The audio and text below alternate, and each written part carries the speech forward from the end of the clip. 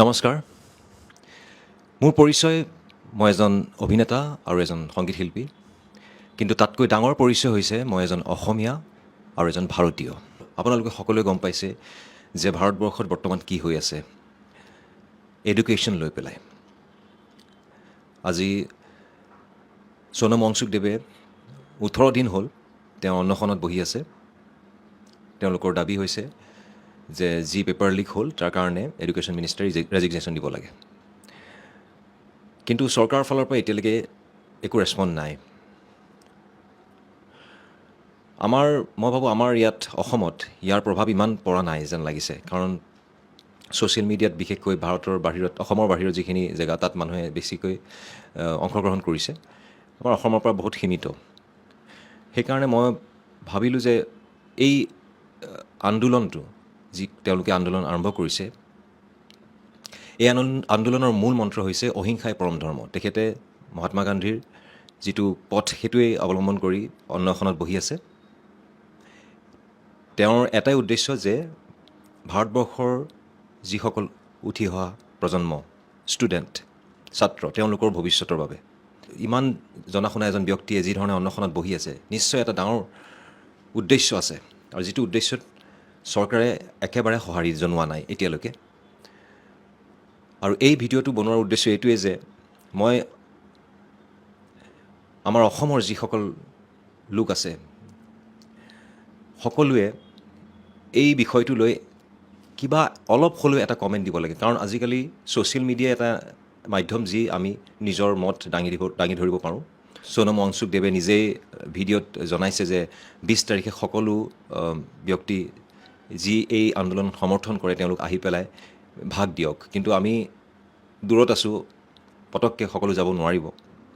কিন্তু সকলোৱে যদি 2 মিনিট 1 মিনিটৰ এটা ভিডিঅ' বনাই পেলাই যদি শ্বেয়াৰ কৰে, তো সেইখিনি অন্ততঃ চৰকাৰ অলৰেডি বহুতেই বনাইছে, কিন্তু মই ভাবোঁ এতিয়াও কম হৈ আছে। সকলোৱে চাই থাকে যে হ'ব আৰু কিনো হ'ব, সকলোৱে এটা নিউজ হিচাপে চাই আছে।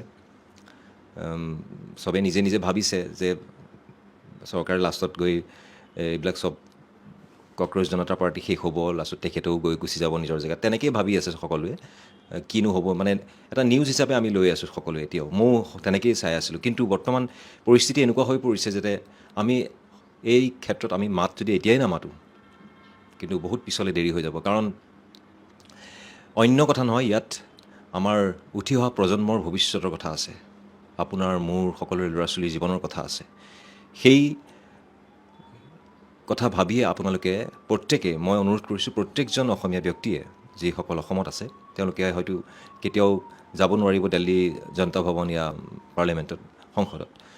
তেওঁলোকে এটা যদি ভিডিঅ' শ্বেয়াৰ কৰিব পাৰিব সকলোৱে, কাৰণ সকলোৰে হাতত মোবাইল আছে, এটা ভিডিঅ' শ্বেয়াৰ কৰক, ফেচবুকত দিয়ক, ইনষ্টাগ্ৰামত দিয়ক, য'তেই দিয়ক। মই সেইটোৱেই অনুৰোধ সকলো অসমীয়ালৈ, আৰু এইটোৱেই বিচাৰোঁ যে এই আন্দোলন শেষ হওক। সোনম ৱাংচুকদেৱে তেখেতৰ মত, তেখেতৰ যি আন্দোলন, তেখেতে যি বিচাৰিছে সেইখিনি পূৰ্ণ হওক। চৰকাৰে মিলি পেলাই আলোচনা কৰি পেলাই এই বিষয়ত এটা সিদ্ধান্ত হওক, এটা ভাল সিদ্ধান্ত, যিটো সিদ্ধান্তত সকলো ভৱিষ্যতৰ প্ৰজন্মৰ ষ্টুডেণ্টৰ কাৰণে এটা সুন্দৰ ভৱিষ্যত হওক। মই যদিও ইমান পঢ়া শুনা ল'ৰা নহয়, মই নিজে হাই ছেকেণ্ডেৰী পাছ কৰিলোঁ, তাৰপিছত পঢ়া শুনা নকৰিলোঁ, মই এক্টিং, মিউজিক এইবিলাকতে গুচি আহিলোঁ। কিন্তু মই এইটোৱে ভাবোঁ মোৰ সীমিত জ্ঞানেৰে কি এডুকেশ্যন ছিষ্টেম যদি ঠিক নহয়, তেতিয়াহ'লে দেশৰ ভৱিষ্যত কেতিয়াও উন্নতি নহ'ব। আজি আমি দেখিব পাৰোঁ এনেকৈ খুব, কিন্তু ভৱিষ্যতটো উন্নতি নহ'ব। গতিকে মই ভাবোঁ এই ক্ষেত্ৰত সকলোৱে মাত দিয়ক, আৰু সেইটোৱে অনুৰোধ। আৰু মোৰ এই ভিডিঅ'টো কৰাৰ মূল উদ্দেশ্য এইটোৱে যে প্ৰত্যেকজন অসমীয়া ব্যক্তিয়ে, যিসকল ব্যক্তিয়ে আমি এই আন্দোলনত অংশগ্ৰহণ কৰিব নোৱাৰোঁ, তেওঁলোকে খালি এটা ভিডিঅ' শ্বেয়াৰ কৰক, চৰকাৰক জনাওক যে আমি সকলোৱে অৱগত এই আন্দোলনটোৰ প্ৰতি। আৰু কি ক'ম, বেছি ইমান ক'বলৈ মন নাই, পলিটিকেল কথা আচলতে মই খুব ক'ব নিবিচাৰোঁ, আৰু মই নিজেও পলিটিক্স ভাল নাপাওঁ। কিন্তু যেতিয়া দেখোঁ বস্তুবিলাক এনেকুৱা এটা পৰ্যায়ত আহিছেগৈ য'ত আমি এটা মাত দিয়াৰ খুব প্ৰয়োজন হৈ পৰিছে আৰু যিহেতু এটা মাধ্যম আছে আমাৰ নিজৰ মতটো দাঙি ধৰাৰ, সেইকাৰণে এই ভিডিঅ'টো মই বনালোঁ। শেষত তেখেতৰ সুস্বাস্থ্য মই কামনা কৰিছোঁ ভগৱানৰ ওচৰত।